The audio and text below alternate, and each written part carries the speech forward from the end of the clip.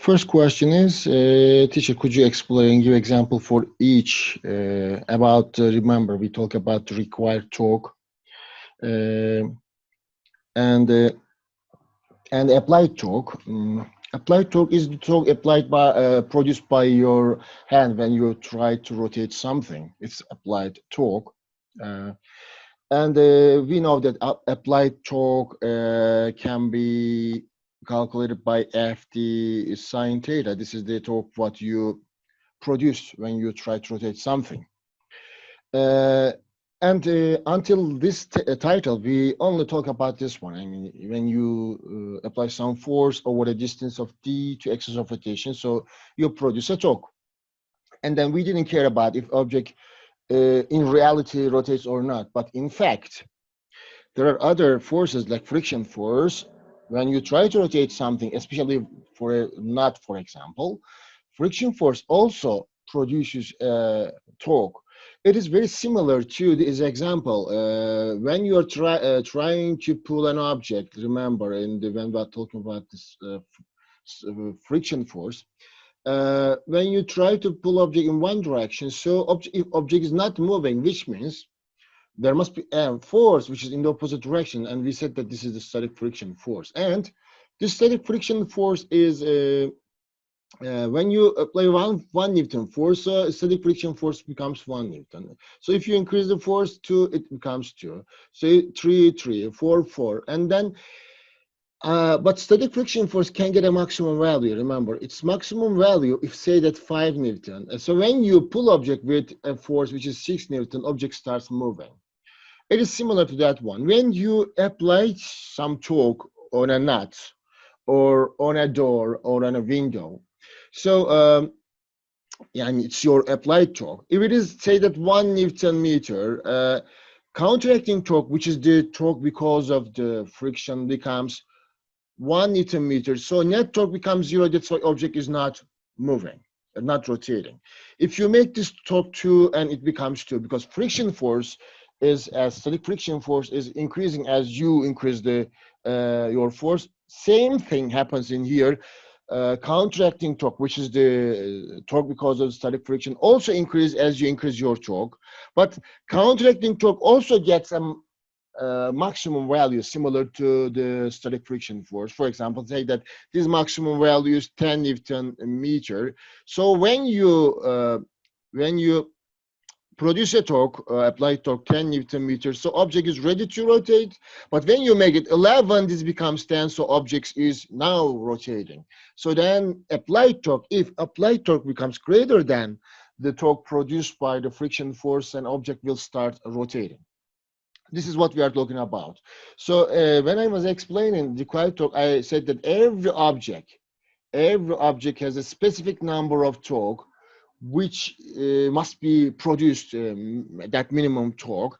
And this can change from object to object. For example, for a door, I did an example, experiment on the door. We can also calculate it. So that minimum number of torque, because of the static friction force, changes from object to object. So for nut, it can be 5 Newton meter. For door, it can be 2 Newton meter. For window, it can be 6 Newton, depending on the type of the object which you are rotating. So it can change. So, but when your force, when your torque becomes greater than that number, so then object will start rotating. So this is what is the difference between the applied torque and counteracting torque and required torque. Question number 2. The force that keeps the moon in its orbit is, I mean, the moon is revolving around the Earth. So this is the Earth. And the moon is orbiting around the Earth. So what force exists between these two space objects? What is gravitational force, of course. So that Earth attracts the moon with gravitational force. The moon also attracts the Earth, but because the mass of the moon is smaller than Earth, moon is revolving around the Earth. So the force which keeps the moon around the Earth is what?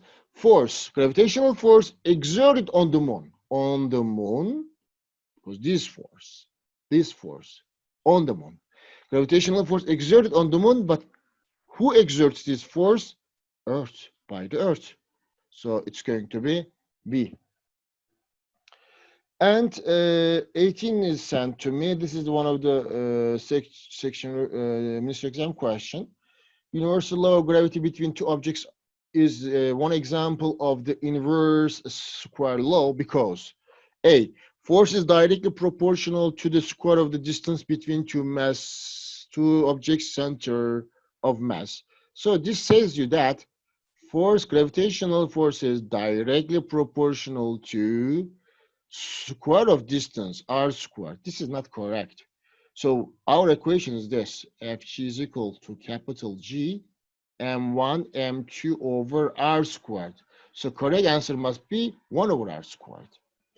B, the force is directly proportional to inverse square of the distance between two objects' mass. So it says that Fg is equal to directly proportional to inverse square. Inverse square means inverse, when you say inverse, 1 over. 1 over a square of what? Distance. So 1 over r squared. Yes, this is correct. This fits that one.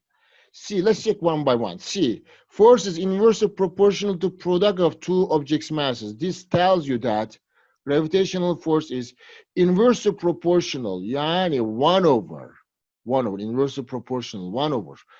Product of two objects mass 1 times mass 2. No, this is not correct as well because this equation doesn't fit that. D, the force is inversely proportional to, Fg is inversely proportional, again 1 over, inversely proportional, 1 over. Inverse square of the distance, once again, 1 over r squared, inverse square of separation. So if you rearrange it, it becomes like this. So this r squared go up here, and then it becomes Fg is proportional to r squared. So this is not correct as well. So correct answer is B. And I also solved this in ministry exam questions part in the playlist I put in my YouTube channel. You can also watch it there. And question number 16. Until here, any questions about these problems? Okay, I hope I am giving the answers of all. Question number 16. Yesterday we solved, I think, this 16. A roller coaster's passengers are suspended upside down as it moves at a constant speed through a vertical loop. And okay, let's draw a vertical loop, something like this. So roller coasters, car and passengers suspended upside down means it's the car is at the top, right here. So say this is the car. And of course, it's moving with some speed, tangential speed. This is the center of the circular path. What is the force that causes the coaster and its passenger to move in a circle? So we are going to draw the forces acting on the roller coaster car. One of the force is absolutely gravitational force, always acts downwards. But this roller coaster car is in contact with the track. This is the surface of the track, and there's action reaction forces between the track and the roller coaster car. The car is pushing the track up. So track is pushed up, Fn prime, and the track is giving reaction down, which is Fn. So these two forces, both are pointing the center, both are contributing to centripetal force. Fc is equal to Fg plus Fn. Only thing is, gravitational force always exists. You cannot cancel gravitational force because of the gravity of the Earth. But Fn can change depending on the Vt and tangential speed. So if your speed is great enough, so Fn becomes 0. But it's small enough, Fn can be 0. Even you can get on your own by equation. If you rewrite this equation, you can see that. So Fn is equal to Fn is equal to Fc minus Fg. Yes, I was doing correct. Fc minus Fg. So then Fn, write it, Fc is equal to mv squared over r minus mg. So as Fn, yes, right now, okay, as v decreases, Fn decreases. Because mg is constant, this never changes. Constant. So that's why you have a specific, there is a specific number of speed that Fn becomes 0. You can get it. When Fn is 0. So at what speed you can make Fn 0? You can even calculate it. So in this case, this term becomes 0. mv squared over r minus mg. So then mv squared over r becomes mg. So m and m will simplify. So you can calculate that minimum speed, which makes Fn 0. So if you get the square root of this, V minimum becomes Rg. By this equation, you can tell that, yes, this roller coaster car still moves on the track with this speed, but if it is less than that, it cannot follow the circular path. This is a bit, I mean, until here, it's okay. This is more, I mean, than beyond the curriculum. But if you are curious about that, at what speed the roller coaster, at minimum speed still is on the track, so which is that speed, root of r g. So what forces are now acting on the roller coaster car? One of them is, of course, gravitational force, the weight of the passengers and the car. This is correct. But normal force between the car and track also, Fn also possible. So then that's why we are going to calculate resultant of A and B. So Fc is equal to Fg plus Fn. So correct answer will be C for this question. Teacher, Yes. when we have this minimum speed, Yes. the only centripetal force that we will have is the Fg, right? Yes, only gravitational force. Correct. Yeah. Okay. Thank you. Teacher, We Yes. mean by the weight of the passenger Fg? Yes, weight of the passenger becomes yeah, Fg. Weight is Fg. Remember, it is called also Fg. Yani bunu bilmiyorsunuz mu? Fg is called weight. Weight of gravitational force. Magnitude of gravitational force is called weight. Tamam? teacher, Yeah. tangential speed and Fn are directly proportional or inversely proportional? Fn inverse. We don't say inverse proportion because inverse proportion is something different. We can say like this: as V tangential speed decreases, Fn decreases. As tangential speed decreases, Fn decreases. I mean, not directly proportional, because directly proportional is a bit different thing. Okay, so because there is also square, then, but we can say this: as Vt tangential speed decreases, Fn decreases. But until a minimum speed, after that minimum speed object, the car cannot stay. If you use less than this, the car cannot stay on the track. Okay, thank you. Teacher, a question. Mm-hmm. Sorry, because Fn and Fg, their direction are toward the center. That's why we. Position, yes, they're towards the center. That's why both are contributing the centripetal force. Both are. That's why. Yes. Yeah. Yes. Yeah. Got you. Thanks. Okay, let's continue with the next one. 17. 17. A roller coaster car. Again, a roller coaster car, but this one roller coaster car a bit different than that one because it's at the bottom now. A roller coaster car speeds down a hill past point A as shown above, centripetal force. Now, let me locate the car in here. This is where the car position of the car is. So centripetal force is at A is 0. It's impossible because the car is following some circular path. So there must be a centripetal force. This statement is incorrect. Centripetal force at A is upward. We know that direction of centripetal force always towards the center of the circular path. In this case, the centripetal force must be, of course, towards the center. So Fc, this is upward, is correct. Equal to adding of the normal force and Fg. Let's draw it a little bigger. So this is the path, the circular path followed by the car. At this position, at point A, there are two forces again acting on the car. One of them is, as usual, gravitational force Fg. Second one is this track. Now track is under the car right now. This is opposite. In here, track was above the car, but now below the car, under the car. That's why Fn will be upward. So the car will be pushing the track down. Track will be giving reaction up. Fn will be upward. And this is where the center is. In this case, you are going to calculate again the resultant force. Remember, we said that the force which points the center will be written positive in your equation. The one which is away from the center, you are going to write a negative. So Fc becomes, in this case, Fn minus F G. So then, B says that centripetal force is upward, correct. It's upward. Resultant must be upward because it is pointing the center, correct.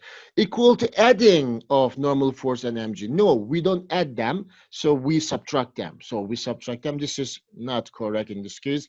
Centripetal force is A upward equal to difference between normal force and mg. Yes, it's difference because we subtract it.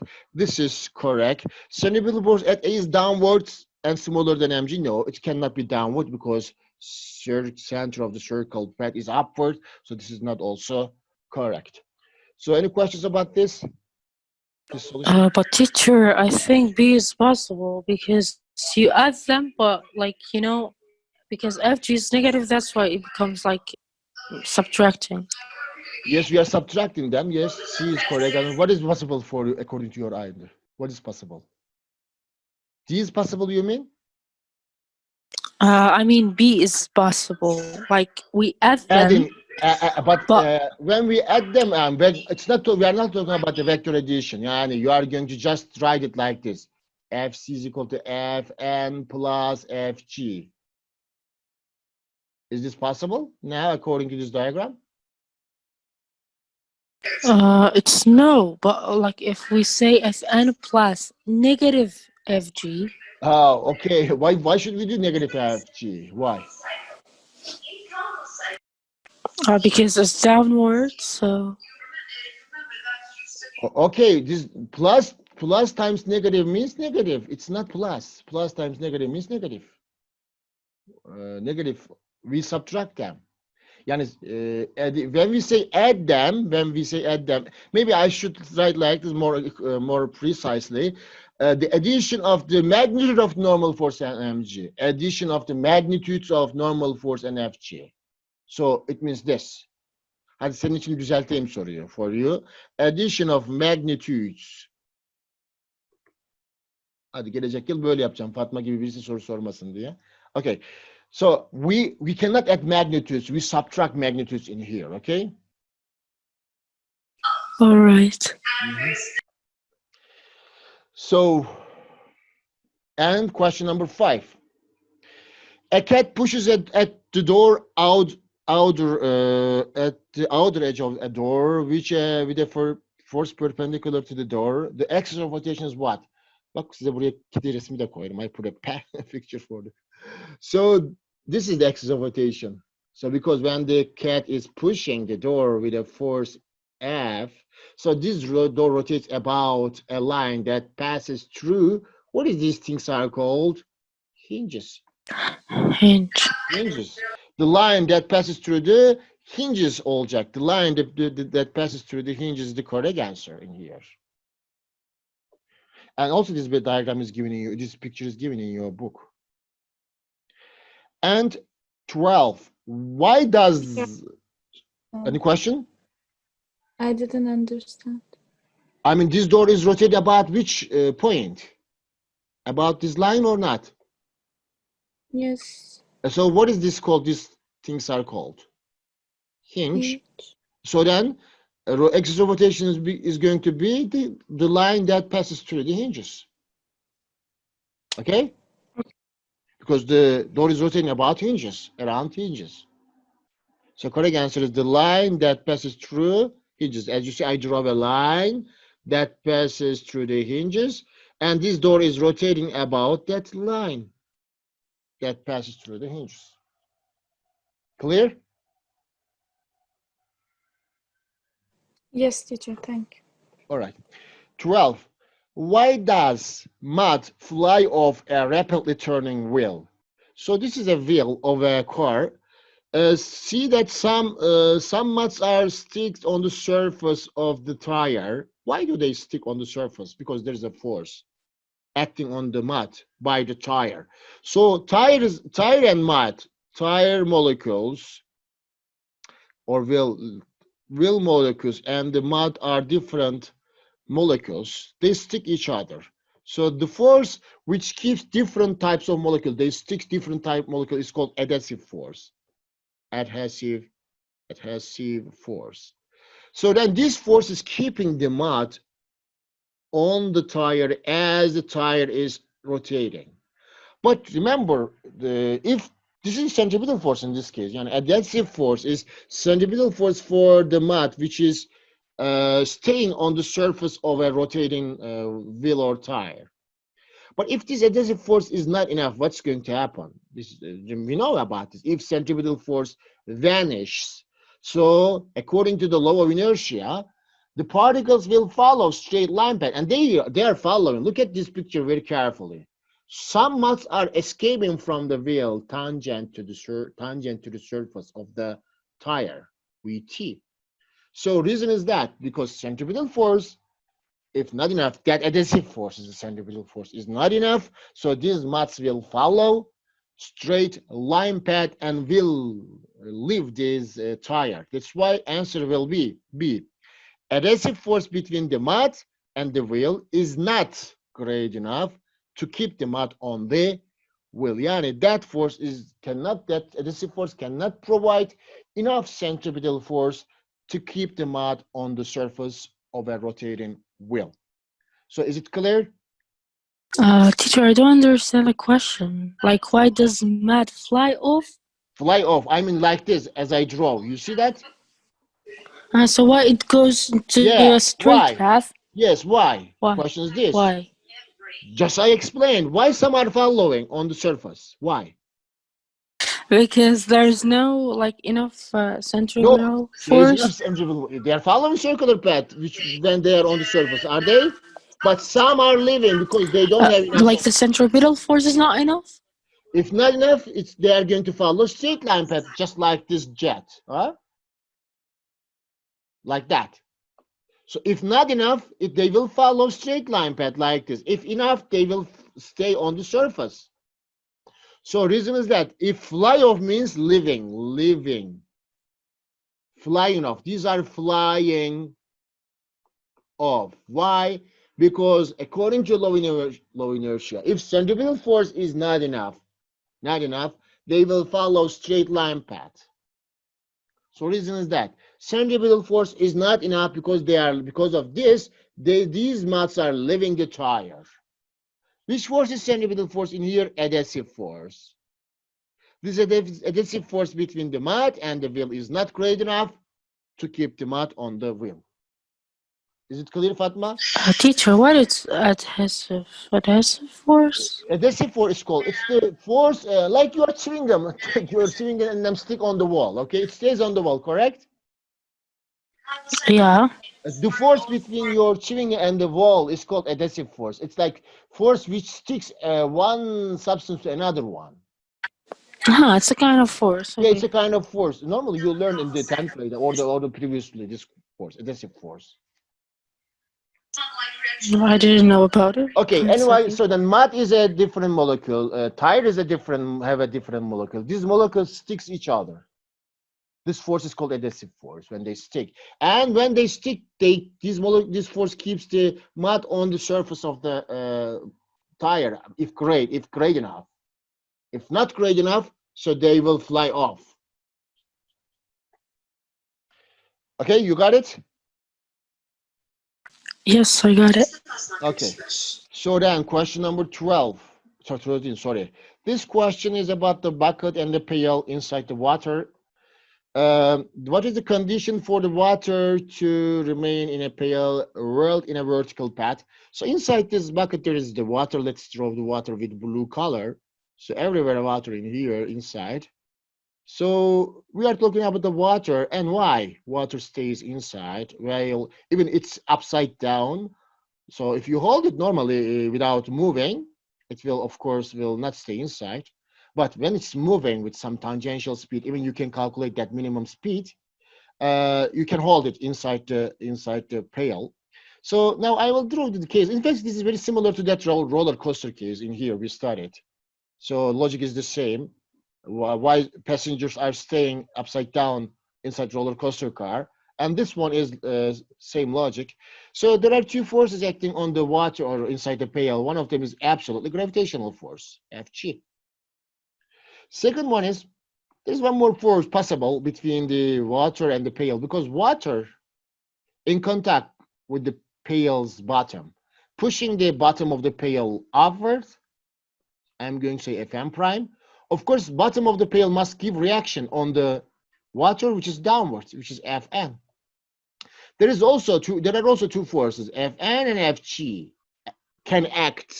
may act on water. And then you can write centripetal force acting on water, Fc is equal to Fg plus Fn again.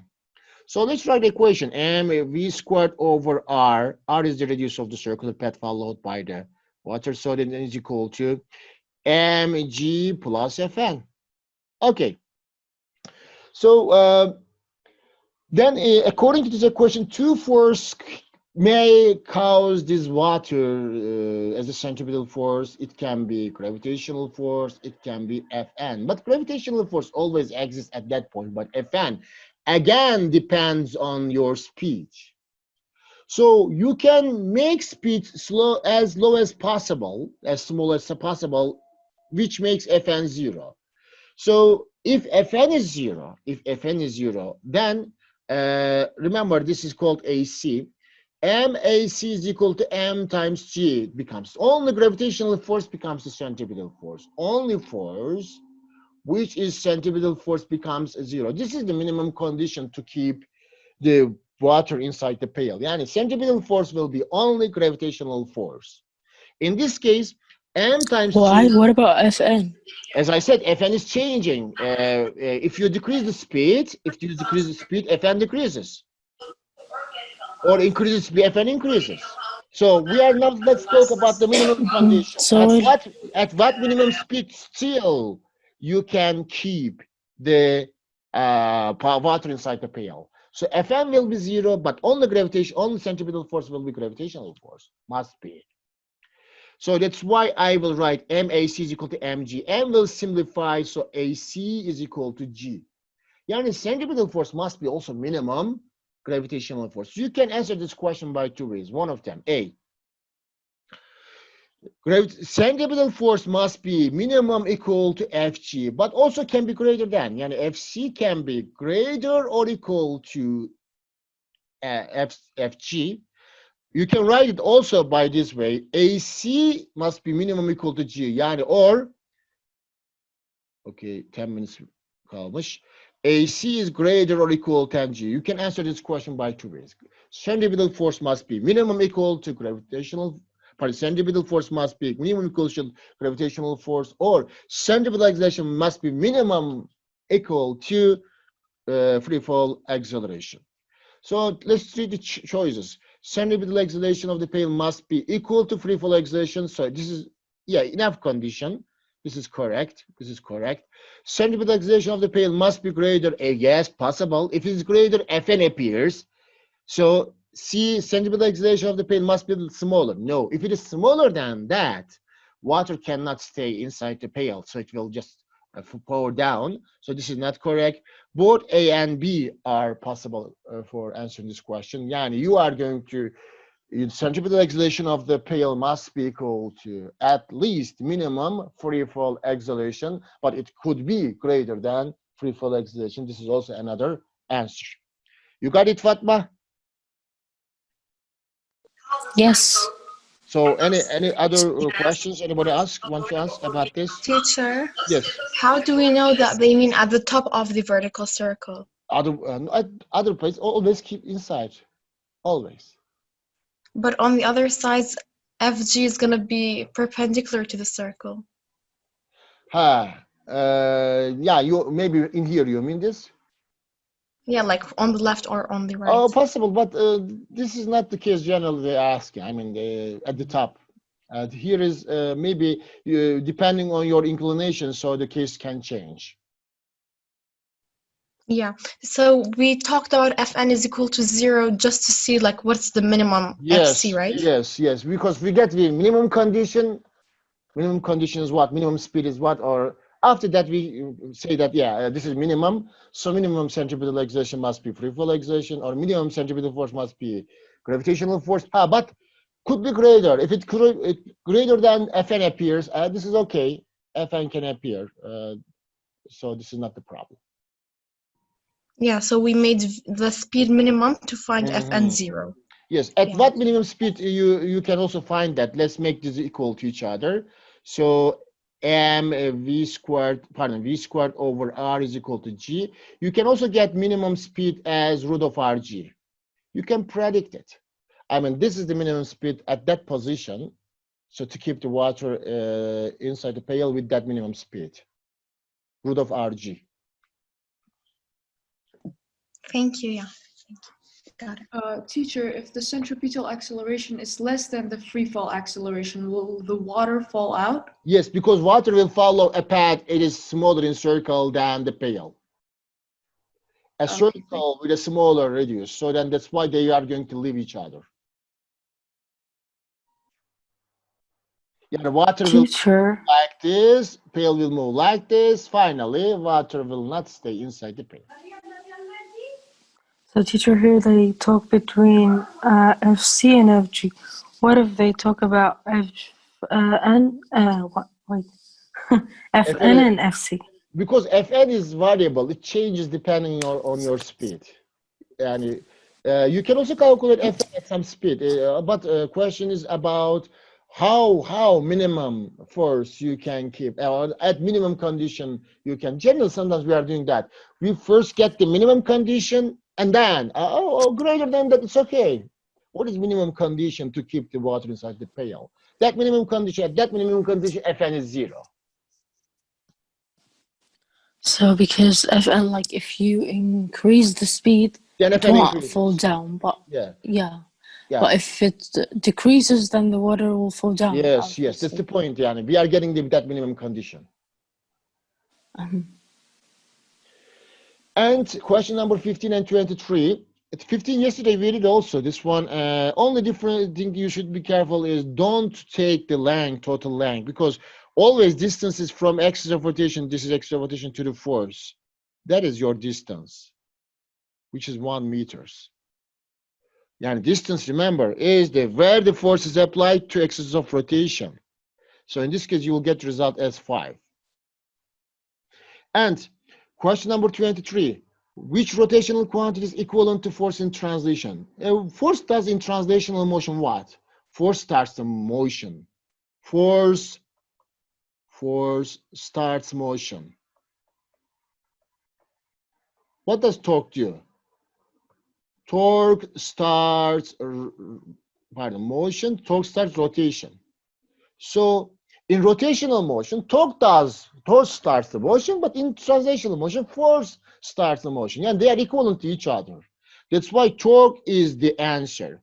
Rotational quantity, torque and force are equivalent things. Even the equations will be equal. I mean, very similar to each other. Okay, so in translational motion, force starts the motion. In rotational motion, torque starts the motion. So torque and force are equivalent things in translational and rotational motion. Sorry, teacher, but how do you know that force starts the motion? Like how can you start the motion? How can you start by a force? By a net force. Yeah. How can you start rotation of an object? By a net torque. Rotating by a torque. No, but then that's why we say they are equivalent things. Yeah, I understand what you mean, but I don't understand the question itself. You understand the question. This is the question. Yani, think there are two motions. One of them is rotational motion. The other one is translational motion. Translational motion. Okay.